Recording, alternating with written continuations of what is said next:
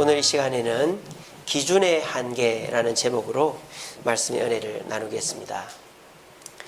자, 오늘 본문의 주인공은 이 사람입니다. 이 사람은요, 예후라는 사람입니다. 예후. 이 사람은 아합이라는 북이스라엘 왕의 부하예요. 북이스라엘 왕 아합의 부하 장군입니다. 근데 이 예후에게 누가 찾아와요. 이 사람은 누구냐? 선지자 엘리사의 제자입니다. 선지자 엘리사가 명령을 하죠. 너는 아합 왕의 장수 예후에게 가서 머리에 기름을 붓고 왕이 될 거라고 전해주고 와라 그랬어요. 그래서 엘리사의 명을 받은 이 엘리사의 제자가 몰래 와가지고 이 예후에게 머리에 기름을 붓는 겁니다. 그러면서 예후에게 명령을 하죠. 당신은 당신의 주인 아합의 가문을 멸망시켜야 합니다. 그렇게 했어요. 예후가 깜짝 놀랐습니다. 뭐요? 내 주인 이 나라 왕의 집안을 멸망시키라고요? 그렇습니다. 그것이 하나님의 명령입니다. 그랬어요. 그래서 이 예후는 순간 갈등했지만 하나님의 명령인 줄 굳게 믿고 그것을 실행에 옮깁니다. 첫째로 아합의 아들들을 죽이기 시작합니다. 첫 번째로는 아합의 둘째 아들을 죽입니다. 자, 아합이 죽고 아합의 첫째 아들이 왕이 되었는데 이 첫째 아들은 병에 걸려 일찍 죽었어요. 그래서 아합의 둘째 아들 여호람이 왕이 되었습니다. 근데 이 여호람 뒤를 쫓아가가지고 활을 쏘아서 이 여호람을 활로 쏘아 죽여버렸어요. 그리고 예후가 또 누굴 죽이느냐? 북이스라엘 왕 여호람뿐만 아니라 남유다의 왕도 죽입니다. 아하시아라는 왕입니다. 이 남유다의 왕 아하시아는 왜 죽였을까요? 바로 아합 왕의 외손자이기 때문입니다. 아합의 딸 아달랴와 여호사밧의 딸과 아들과 결혼을 시켰어요. 그래서 자기 딸 아달랴가 남유다에 가서 아이를 낳았는데 그 아이가 바로 아하시아였던 거예요. 그러니까 아합의 집안이죠. 그래서 이 예후가 이 아하시아도 죽여버립니다. 자, 그리고 또 누구를 죽이느냐? 바로 예후의 아합의 딸인 아달랴를 죽입니다. 그래서 아달랴의 시종들을 시켜서 이 아달랴를 난간에서 밀어 던져버려요. 그래서 아합의 딸도 죽여버립니다. 그래서 이 예후는요, 아합의 가문의 자손들을 다 죽여버리는 일을 했어요. 하나님께서 시킨 대로 다 했습니다. 그래서 어떻게 됐을까요? 하나님께 복을 받았습니다. 어떤 복을 받았느냐? 예후뿐만 아니라 예후의 아들들이 이렇게나 많이 왕을 했습니다. 그래서 이 예후가 예후 왕조의 초대고, 두 번째가 여호아하스, 세 번째가 요아스, 네 번째가 여로보암 2세, 네 번째가 스가랴, 이렇게 5대에 걸쳐서 왕을 한 사람이 예후입니다. 근데 좀 이상한 것이 있습니다. 하나님의 명령을 신실하게 수행한 이 예후의 왕가가 왜 5대밖에 안 갔을까요? 여러분, 다윗의 왕가는 몇 대를 갔는지 아세요? 20대를 갑니다. 다윗서부터 저 끝에까지 20대를 가요. 시드기야까지. 그런데 이 예후도 하나님의 기름 부음을 받아 왕이 되었고 하나님의 뜻을 바르게 실천했지만 예후의 왕가는 5대밖에 못 갔어요. 이게 왜 그럴까요? 예후는 하나님 뜻대로 다 했는데 예후에게 있어서 자기가 행동함에 있어서의 기준이 뭐였느냐? 바로 정직이었다라는 것입니다. 오늘 본문에 이렇게 되어 있습니다. 여호와께서 예후에게 이르시되 네가 나 보기에 정직한 일을 행하되 잘 행하여 내 마음에 있는 대로 아합의 집에 대하여 행하였은즉 내 자손이 이스라엘 왕위를 이어 4대를 지내리라. 이렇게 축복했어요. 예후는 하나님이 시키는 대로 정직하게 하나님의 일을 수행했습니다. 예후의 삶의 기준은 정직이에요. 다른 말로만 하면 예후는 내게 맡겨진 일에 대해서는 최선을 다하는 사람이었다는 겁니다. 그런데 이 예후가 한 가지 문제가 있어요. 31절에 뭐라고 되어 있습니까? 그러나 예후가 전심으로 이스라엘 하나님 여호와의 율법을 지키어 행하지 아니하며 여로보암의 이스라엘에게 범한 죄에서 떠나지 아니하였다, 이렇게 되어 있습니다. 그러니까 예후는 자기 삶의 기준을 정직으로 잡았지만 율법으로 잡지는 않았다라는 것입니다. 그 대표적인 예가 뭔지 아십니까? 29절에 나옵니다. 29절에 뭐라고 되어 있느냐? 이스라엘에게 범죄하게 한 느밧의 아들 여로보암의 죄, 곧 베델과 단에 있는 금송아지를 섬기는 죄에서는 떠나지 아니하였더라. 이게 무슨 말입니까? 예후와 그의 아들들이 북이스라엘 초대 왕인 여로보암이 세워놓은 최북단 단, 최남단 베델의 금송아지 제단을 부서뜨리지 않았다라는 거예요. 왜 안 부서뜨렸을까요? 사람들의 눈치 때문입니다. 사람들의 반대 때문입니다. 예후는 아합의 집안을 무너뜨리고 왕이 되었지만 왕으로서의 어떤 카리스마나 왕으로서의 권위가 없었어요. 반역으로 이룬 왕이니까. 그러니까 사람들하고 잘 지내야 됩니다. 그러니까 사람들이 반대하는 거를 자기가 꿋꿋이 그거를 물리칠 수가 없단 말이에요. 그래서 예후가 아합의 집안을 물리치고 하나님 보시기에 정직하게 행했지만 하나님의 율법에 우상을 섬기지 말라고 한 그것을 행하려고 하니까 사람들이 그거는 놔두시지요. 그럼 백성들이 어디 가서 제사를 지냅니까? 라고 하는 바람에 베델과 단의 금송아지를 무너뜨리지 않았다는 거예요. 그래서 하나님은 이 예후의 집안이 5대밖에 왕을 못 해먹게 된 겁니다. 자, 그뿐인 줄 아십니까? 이 5대를 왕을 하는데 계속 어려움이 생깁니다. 이 여호아하스라는 사람은 왕을 할 때 북쪽에 아람이라는 나라, 다메섹을 수도로 두고 있는 아람이라는 나라가 침공해와요. 그래서 그 아람에게 약탈을 당합니다. 이 여호아하스 때. 이 여호아하스는 누구에게 어려움을 당하느냐? 이 요아스 왕 때 엘리사 선지자가 죽어요. 그래서 그 엘리사 선지자가 뭐라고 하느냐? 이 요아스가 엘리사가 죽을 때 찾아옵니다. 그래서 이 요아스는 평소 엘리사를 아버지라 그랬거든요. 아버지요, 아버지요, 돌아가시면 어떡합니까? 막 그랬는데 엘리사가 요아스에게 유언합니다. 전하, 왕이시여, 저기 있는 화살로 땅을 치십시오. 그랬어요. 근데 이 요아스가 몇 번 칩니까? 3번밖에 안 쳐요. 그러니까 엘리사가 그 죽어가는 마당에 화를 냅니다. 전하, 4-5번 쳤으면은 아람이 망했을 텐데 3번만 쳐서 망하지는 않을 것 같습니다 하고 죽어버렸어요. 그래서 이 요아스가 자기 아버지 때 자기 북이스라엘을 약탈한 아람과 전쟁을 하는데 딱 3번만 이깁니다. 그래서 아람을 완전히 멸망시키지를 못했어요. 그리고 아람은 다시 힘을 키웁니다. 자, 그런데 이 요아스가 아람과 전쟁하는 사이에 누가 쳐들어왔느냐? 남쪽에 있던 남유다가 쳐들어온 거예요. 그래서 이 요아스 왕 때에는 아람에게는 이겼는데 남유다에게 약탈을 당합니다. 이 여로보암 2세는 어떨까요? 이 여로보암 2세 때는요, 전쟁이 없었어요. 왜냐?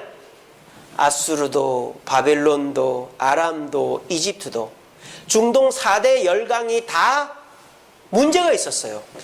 힘이 약했고. 그러니까 전쟁을 쉬고 있었던 겁니다. 그래서 중동의 4대 열강, 아수르, 바벨론, 아람, 이집트, 이 4대 열강이 다 전쟁을 쉬고 있으니까 어부지리로 북이스라엘의 국력이 커진 거예요. 그래서 여로보암 2세 때 영토가 가장 컸습니다. 그리고 물질적으로 풍요로웠습니다. 그러니까 결과적으로 어떤 일이 생깁니까? 타락을 하는 거죠. 우상 숭배를 하고 음행을 하는 겁니다. 그래서 이 여로보암 2세 때 선지자가 제일 많이 나와요. 호세아, 아모스, 요나, 이 선지자가 다 여로보암 2세 때 선지자입니다. 그래서 이름도 여로보암 2세잖아요. 이 여로보암이라는 이름이 누구의 이름이죠? 북이스라엘을 개국한 사람의 이름이잖아요. 그래서 개국 이후로 최고의 전성기를 맞았다라고 해서 여로보암 2세라고 붙인 거예요. 그래서 이 여로보암 2세 때는 전쟁도 없었고 어려움도 없었지만 영적으로 타락한 시대였습니다. 마지막으로 이 스가랴 왕 때는 어떻게 됐을까요? 이 스가랴는 왕을 6개월밖에 못합니다. 왜 6개월밖에 못한 줄 알아요? 그 부하가 반란을 일으켜서 스가랴가 암살당했기 때문에. 보세요. 이 예후는 하나님의 선지자의 제자를 통해서 기름 부음을 받아 다윗처럼 하나님이 세운 왕입니다. 그러면 하나님이 다윗에게 주신 축복을 예후에게도 안 주시겠어요? 똑같이 주시죠. 그런데 이 예후는 다윗과 달랐던 거예요. 다윗은 하나님의 말씀대로 다스리고 말씀대로 하려고 애를 썼지만 예후는 사람의 눈치를 보고 사람의 기준에 맞추어서 정치를 했다는 것입니다. 그 증거가 베델과 단에 있는 우상제단을 부서뜨리지 않았다는 것입니다. 그런데 그 결과가요, 예후 때는 나타나지가 않아요. 예후는 28년 왕을 합니다. 28년 왕 잘하고 자기는 이제 뭐 누구 약탈 당하는 것 없이 여호아하스 자기 아들에게 물려줘요. 그런데 문제는 어디서부터 생깁니까? 아들 대에서부터 문제가 생기는 거예요. 그래서 그 아들 4대에 걸쳐서 끊임없이 약탈과 침입을 당하면서 결국은 비참하게 왕조가 마무리 짓게 되는 것이 예후의 왕조인 겁니다. 다 무엇 때문에? 초대 왕인 예후가 하나님의 말씀을 기준 삼지 않고 세상의 기준, 사람들의 눈치를 보면서 정치를 했기 때문에 예후의 때에는 아무 문제가 없었지만 예후의 자녀의 때에 문제가 생기게 된 것입니다. 제가 지난 수요 기도회 때 성경 통독 세미나 했었죠. 그때 민수기에 했었습니다. 이스라엘 백성들이 발람과 발락 왕이 발람 선지자를 불러다가 이스라엘을 저주하려고 했는데 그거는 잘 넘어갔어요. 하나님의 은혜로. 근데 어디에서 넘어졌습니까? 시딤에서 모압 사람들이 우상 숭배하는 자리에 갔다가 같이 행음을 한 거예요. 그렇게 해서 하나님이 전염병을 내렸습니다. 근데 그 음행의 현장에서 앞장을 섰던 사람이 바로 시므온 지파의 족장이었던 거예요. 그 시므온 지파의 족장은 죽습니다. 비느하스가 창으로 찔러 죽여버렸어요. 근데요, 시므온만 벌받은 게 아니에요. 어떻게 됐다 그랬습니까? 나중에 인구조사를 해보니까 가장 인구가 적은 지파가 어느 지파다? 시므온 지파다. 인구가 제일 많은 지파가 무슨 지파? 유다 지파. 7만 6천 명 정도 됐어요. 그리고 나머지 지파들은 평균 잡아서 5만에서 4만 다 이랬습니다. 지파들의 인구가. 그런데 시므온 지파만 2만 명으로 떨어졌어요. 그리고 여호수아의 영토 분배 때 시므온 지파는 영토 분배를 받지를 못했습니다. 유다 지파 내의 땅에 속해 살다가 흔적도 없이 사라져버렸습니다. 이게 무엇입니까? 부모들의 잘못이 유전되는 건 아니에요. 우리 아버지가 강도라고 내 아들도 감옥 가는 거 아닙니다. 여러분, 연좌제가 우리나라에는 없죠? 북한에는 있잖아요. 북한에는 누가 탈북을 하면은 그 자식들 대대로 벌 받았고 탄광 가고 수용소 가죠. 근데요, 우리나라는 그런 거 없어요. 요즘은 남편이 빚을 져도 아내가 그 빚을 물려받을 이유가 없어졌죠? 법적으로. 그냥 상속 포기를 해버리면 돼요. 자식도 마찬가지입니다. 아버지나 어머니가 빚을 졌다고 해서 내가 그 빚을 안 떠안아도 됩니다. 상속 포기를 해버리면 나하고 아무 상관이 없어져요. 성경도 마찬가지죠. 우리 아버지가 죄를 지었다고 해서 내가 똑같은 죄를 짓는 게 아니에요. 그 죄의 벌을 받는 게 아니에요. 자, 그러면 뭐가 문제일까요? 그 아버지의 죄된 습관과 가치관이 자녀에게 유전이 되는 겁니다. 시므온 지파가 행음하는 것을 앞장을 쓴 결과로 많은 사람이 죽어나갔지만 그의 후손들도 뉘우치지 않고 그런 조상들의 문제를 계속 대물림해오다 보니까 하나님으로부터 벌을 받게 된 것이죠. 이 예후의 집안도 마찬가지입니다. 예후가 단과 베델의 금송아지를 부서뜨리지 않은 것 빼고는 다 잘했어요. 그런데 이 예후의 아들들이 계속 고난을 겪는 이유가 뭡니까? 예후의 기준과 가치관의 문제가 있었기 때문이에요. 하나님의 말씀보다, 하나님의 뜻보다, 하나님보다 사람의 뜻과 세상을 더 중요하게 우선시했기 때문에 그것이 고스란히 자녀들에게 전달이 된 거예요. 그래서 자녀들도 아버지보다 더하면 더했지 덜하진 않았단 말이에요. 그러니까 이 자녀들도 사람들에게 정직하고 잘 보이려고 하는 했지 하나님의 말씀은 안중에도 없었던 것입니다. 그래서 결과적으로 이 예후의 집안은 고난을 면할 수가 없었던 것입니다.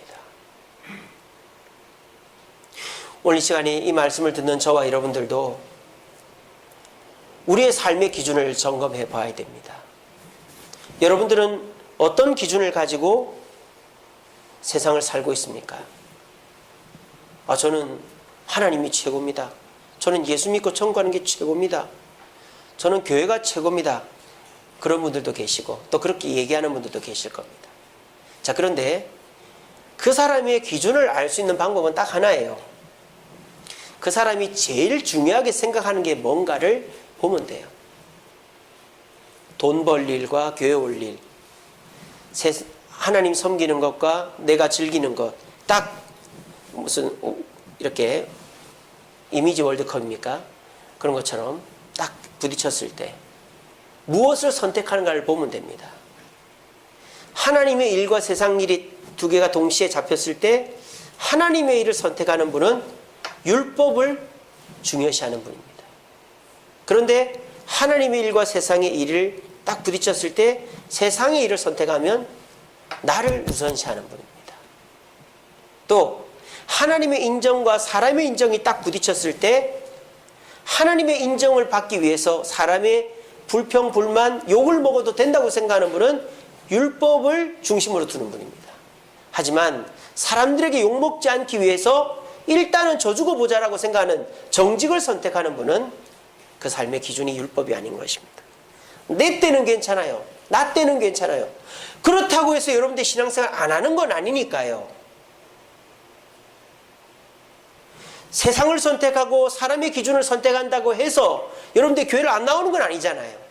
교회는 나와요. 하지만 저와 여러분들이 세상과 율법, 나와 세상, 나와 하나님을 선택하라고 할 때 세상을 선택하고 나를 선택하는 것을 누가 볼까요? 우리 자녀들이 본다는 것입니다.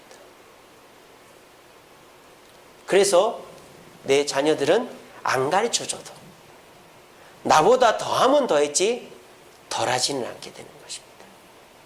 그러면 천대까지 복을 받아 마땅한 내 자녀들이 복을 못 받는 거예요. 그럼 우리는 하나님을 원망합니다. 하나님, 너무합니다. 내가 그렇게 봉사하고 최선을 다했는데 왜 내 자녀가 이렇게 잘 안 됩니까? 왜 요즘 교회도 안 나옵니까? 하나님, 너무합니다. 원망할 수 있죠. 그런데요, 하나님은 뭐라고 반문하실까요? 네가 네 자녀에게 어떤 모습을 보여주었니? 교회에서는 집사고 장로고 권사지만 집에서는 전혀 그런 모습 아니지 않았니? 교회에서는 성경 읽고 기도하지만 네가 집에서 성경 읽고 기도해 본 적 있니? 네가 교회에서 하나님 뜻대로 살려고 애를 썼지만 네가 세상에서 내 뜻을 생각해 보기나 했니? 네가 교회에서는 나에게 헌금을 하지만 네가 세상에서 나를 위해 물질을 써보기나 했니? 그 모습을 너희 교회 목사는 몰라도 너희 교회 성도들은 몰라도 나는 다 봤고 너희 자녀들도 다 봤다. 그리고 너희 자녀들은 본대로 한 것이다. 그거밖에 없다. 그렇게 말씀하실 겁니다. 아주 중요한 문제죠. 예후는 분명 하나님께 쓰임받은 사람입니다. 예후는 아합의 집안, 하나님의 백성 북이스라엘 백성들을 우상의 죄에 빠지게 한 그 아합의 집안을 멸망시킨 하나님의 일꾼이었습니다. 그런데 이 예후가 하나님의 말씀을 기준 삼지 않았기 때문에 이 예후의 후손들은 대대손손 문제를 겪고 그 결과로 4대밖에 후손이 왕을 못 해먹게 된 겁니다.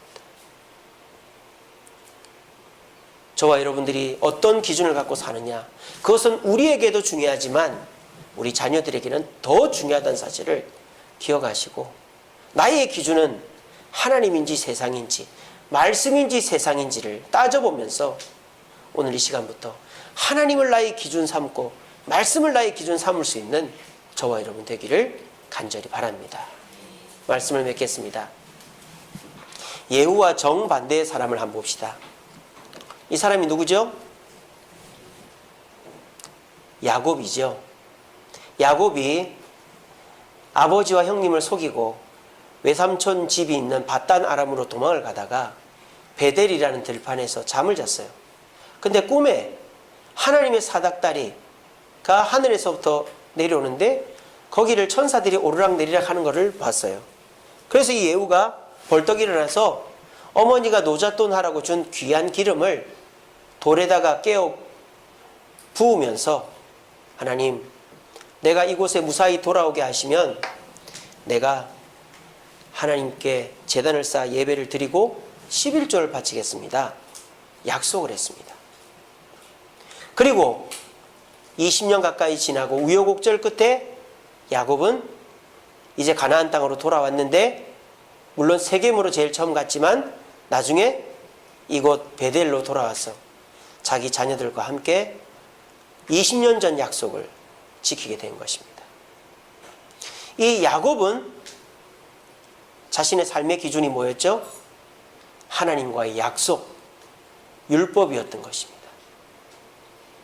자, 그런데요, 인간적으로 볼 때 말입니다. 그리스도인이라는 기준 말고 인간적으로 볼 때 예후가 훌륭할까요? 야곱이 훌륭할까요? 예후가 훌륭합니다. 야곱은 속이는 자입니다.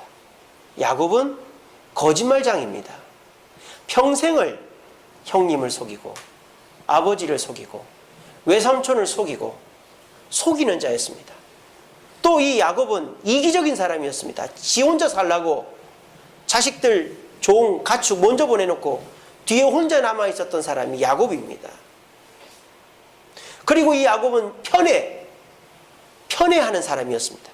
자기가 좋아하는 라헬과 라헬의 자식인 야곱과 베냐민만 사랑했습니다. 인간적으로 볼 때 이 야곱은 낙제점이에요. 낙제점. 근데 이 야곱은 하나님께 복을 받았습니다. 그래서 이스라엘이라는 이름, 이긴 자라는 이름을 받았고요, 이스라엘의 실질적인 조상이 됐습니다. 뭐 때문일까요? 야곱은 사람에게 인정받지 못했지만 하나님 앞에 인정받기 위해 애쓴 것입니다. 그 대표적인 예가 뭡니까? 하나님과의 씨름 장면 아닙니까? 하나님이 허리춤을 붙잡고 하나님이 나를 놓으시면 나는 죽습니다. 이 마음이 야곱의 진심이었던 거예요. 그러니 어찌 하나님이 야곱을 축복하지 않겠습니까? 그래서 이 야곱이 망할 듯 했어요. 자식들이 온갖 나쁜 짓을 하고 싸우고 요셉이 종으로 팔려가고 가뭄이 들고 별 나쁜 일이 다 있었습니다. 그런데 하나님은 이 야곱의 가문을 약속으로 지키시고 요셉을 총리 만들어서 70명이 200만 명이 되게 하신 겁니다. 인간적으로 볼 때 예후가 야곱보다 훨씬 칭찬받아 마땅한 사람입니다. 근데요, 야곱의 자식들은 뭘 보고 자랐을까요? 하나님의 말씀 앞에 순종하는 야곱을 본 것입니다. 야곱의 자식들은 아버지의 무엇을 봤을까요? 쩔뚝쩔뚝거리는 다리를 본 겁니다. 아버지, 왜 다리를 절어요? 물어볼 때마다 야곱이 뭐라 했겠어요? 얘야, 내가 하나님을 만났는데 하나님 나를 안 살려주면 나는 죽습니다라고 하나님 바지가랑이를 잡아서 하나님이 나를 살려주신 증표가 내 이 다리야. 나는 하나도 불편하지 않아. 저는 아마 자식들이 그렇게 얘기했을 거라고 생각합니다. 인간적으로 볼 때 야곱은 훌륭한 아버지가 아닙니다. 훌륭한 남편이 아닙니다. 훌륭한 이웃이 아닙니다. 하지만 하나님이 보실 때는 약속을 지키는 하나님의 백성이고, 야곱의 자식들이 볼 때는 우리 아버지 인간적으로는 빵점이지만 하나님 말씀은 100% 지키는구나. 그걸 누가 본받았을까요? 요셉이 본받은 것입니다. 유다가 본받은 것입니다. 어떻게 살아야 될까요? 사람들이 중요하죠. 나를 도와줄 사람, 나와 함께 일하는 사람 중요하죠. 그 사람들 나를 떠나면 당장 나에게 어려움이 있습니다. 그 사람들과 의견이 달라지면 어려움이 있습니다. 또 내가 그 사람들 싫어하는 걸 하면 욕을 먹습니다. 손가락질을 당합니다. 근데 그게 부끄러워가지고 그 사람들에게 대충 맞춰주면, 술자리에서 술 한잔 하라 그러면 술 한잔하고, 주일날에도 놀러가자 하면 놀러가고, 그 사람들이 이렇게 하자면 이렇게 하고 저렇게 하자면 저렇게 하고, 뭐 이번 한 번만인데 뭐, 그러다 보면 그 사람들은 우리를 우습게 봅니다. 교회 다녀도 별 수 없네. 그런 우리의 모습을 하나님은 보고 있고, 그런 우리의 모습을 우리 자녀들은 고스란히 보는 겁니다. 말을 안 해서 그렇지 그게 자녀들의 DNA에 다 녹아드는 거예요. 나보다 더하면 더했지 덜해지지 않습니다. 하나님의 특별한 섭리가 없는 한, 하나님께서 여러분들의 자녀를 정말 들어 쓰시려고 준비해 놓지 않은 이상은 나보다 더 좋아질 확률은 없어요. 저와 여러분들은 나도 잘 살아야 되지만 내 자녀들이 복받기를 원하지 않습니까? 그러기 위해서 우리가 정말 조심해야 될 것이, 과연 내가 자녀들 앞에서 보이는 모습은 하나님을 기준 삼고 있는가, 아니면 사람과 세상을 기준 삼고 있는가를 봐야 되는 겁니다. 그리고 애들은 알아서 하겠지 라고 얘기하는 게 아니라, 하나님 앞에 내 자녀들이 나 때보다 자녀 때에 복을 받을 수 있도록 날마다 기도하면서, 말로만 교회 가라, 성경 읽어라, 봉사해라 하는 게 아니라 모습으로 보여주는 거예요. 집에서도 성경 읽고, 새벽에 일찍 일어나서 새벽 기도 가고, 교회 봉사할 일이 있으면은 열심히 나가서 봉사하고, 억울한 일이 있어도 주님 때문에 참고, 이런 모습들을 우리 자녀들은 다 봅니다. 안 보는 것 같아도. 그러면 자녀 때에 그것이 다 드러나게 되어 있는 것입니다. 말씀을 맺겠습니다. 이제 내가 사람들에게 좋게 하랴, 하나님께 좋게 하랴, 사람들의 기쁨을 구하였다면 그리스도의 종이 아니라. 하나님은 이 시간 저와 여러분들에게 질문하십니다. 너는 사람을 위하고 있느냐, 나를 위하고 있느냐? 네가 사람들 앞에 정직하면 너 때에는 아무 문제가 없을지 몰라도 너의 자녀들은 복을 받지 못할 것이고, 오히려 너의 그런 모습을 본받아 더 주님 나의 곁을 떠나는 자가 될 것이다 라고 경고하십니다. 여러분, 우리 모두가 하나님의 말씀, 하나님의 뜻, 교회를 기준 삼고, 내가 몸이 피곤하고 힘들고 삶이 어려워도 하나님을 위해서 사는 모습을 가지고 애를 쓰고, 그뿐 아니라 그런 모습을 내 가정에서 자녀들에게 보여줌으로 나도 복을 받고 내 자녀들도 나의 그 기준을 따라함으로 말미암아 나와 우리 후대의 가문들이 하나님께 복을 받는 축복이 내려지는 저와 여러분들 되기를 간절히 바랍니다. 우리 시간에 찬양하겠습니다. 불 좀 꺼주시고요. 세상 흔들리고 사람들은 변하여도 나는 주를 섬기리. 주님의 사랑은 영원히 변하지 않네. 나는 주를 신뢰해. 오직 믿음으로 내가 살리라. 오직 믿음으로 내가 살리라. 여러분, 요즘 같은 세상에 예수 믿는다고 하면 욕먹죠. 요즘 같은 세상에 주일이면 교회 간다고 그러면 사람들이 비웃고 고지식하다고 하죠. 성경대로 살려고 하면 우리는 욕을 먹는 세상에 살고 있습니다. 이제 우리가 신앙을 지키기 위해서 거리로 나서야 되는 시대가 되어졌습니다. 그런데 이 시대 속에서 사람들한테 욕을 먹지 않기 위해 내가 교회 다니는 걸 숨기고 전도하지 않고 적당히 사람들에게 맞춰준다면 우리는 하나님께 복을 받을 수 없습니다. 그리고 우리 자녀들은 그런 우리의 모습을 기준 삼아서 하나님의 곁을 떠나게 될 것입니다. 우리 시간 결단합시다. 주여, 이제부터는 세상 기준이 내 기준이 아니라 하나님의 말씀과 하나님의 뜻을 내 기준으로 삼고 주님을 위해 살겠습니다. 욕을 먹어도 핍박을 받아도 주님을 위해 살겠습니다. 그리고 그런 모습을 내 자녀들에게 보여주겠습니다.